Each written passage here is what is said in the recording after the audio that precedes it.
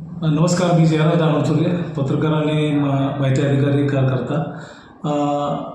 सोलापुरात S T consumer society म्हणून जे नावानं आपल्या रेशनचं दुकान चालवलं जातं, ते दुकान 2016 साली माननीय छगन भुजबळ साहेब हे मंत्री असताना त्या जागेचं 150 मीटर अंतरामध्ये हलवण्याचा नियम असतानाही ते 2 ते 3 किलोमीटर अंतरावर नेऊन ते दुकान वसवण्यात आलेलं आहे. ते सगळे जे डॉक्युमेंट आहेत ते सगळे बोगस डॉक्युमेंट आहेत. त्याबद्दल आम्ही माहिती अधिकार कायद्याअंतर्गत आम्ही माहिती मागितली होती माननीय उपनिबंधक शहर आणि FDO अन्न पुरवठा अधिकारी सोलापूर. तर दोन्ही कार्यालयातून आम्हाला असं उत्तर आलं की बाबा हे ह्या संस्थेचे कागदपत्र आम्हाला आढळून येत नाही. तर माहिती अधिकारी नवीन नियमाप्रमाणे महाराष्ट्र सार्वजनिक अभिलेख अधिनियम 2015 कलम 7(8) नुसार व उच्च न्यायालयात मुंबई 27/7/2015 निर्णयानुसार अभिलेख दस्तावेज गहाळ झाले, चोरी झाले, सापडत नाही, हरवले अशी माहिती अधिकाऱ्याला उत्तर दिल्यास माहिती अधिकाऱ्यांच्यावर सरळ फौजदारी गुन्हा दाखल करणे, 5 वर्ष शिक्षा व 10,000 रुपये दंड.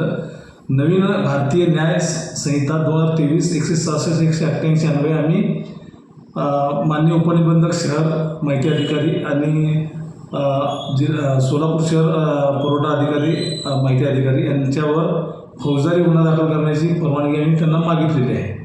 तर विशेष म्हटलं तर हा जो एस टी कन्झ्युमरचा जो आहे तर त्या संस्था चालकाकडे पण हे डॉक्युमेंटरी जे अवेलेबल नाही आणि DDRकडे पण अवेलेबल नाहीत आणि अन्न पुरवठा अधिकाऱ्याकडे पण अवेलेबल नाहीत. मग आम्ही अशी मागणी केली की जर कागदपत्र अवेलेबल नसतात तर संस्था बंद आहे असं पत्र द्या. संस्था बंद जर नसेल तर तुम्ही कागदपत्र द्या आणि कागदपत्र गहाळ झाले तर नवीन नियमानुसार आम्ही फौजदारी दाखल करण्याची मागणी केलेली आहे. असा निकाल छत्रपती संभाजी महाराज नगर येथे असंच माहिती अधिकाऱ्याखाली माहिती मागितली असता त्यांनी हे डॉक्युमेंट आढळून येत नाही असं त्यांनी उत्तर दिल्यानंतर त्यांच्यावर फौजदारी दाखल झालेले. त्यानुसारच छत्रपती संभाजी महाराज नगरमध्ये जो किस्सा घडला माहिती अधिकाऱ्याचा त्याप्रमाणे आम्ही फौजदारी गुन्हा दाखल करण्याची मागणी केलेली आहे. हिने 1 आठवड्यात जर समजा डॉक्युमेंट आम्हाला सादर केल्यानंतर आम्ही यांच्यावर फौजदारी गुन्हा दाखल करणार.